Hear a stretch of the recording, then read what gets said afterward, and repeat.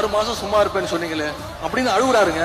6 மாசம் சும்மா இருப்பேன்னு சொன்னீங்கல்ல, இப்பெல்லாம் பேசலாமா அப்படின்னு புலம்புறாரு.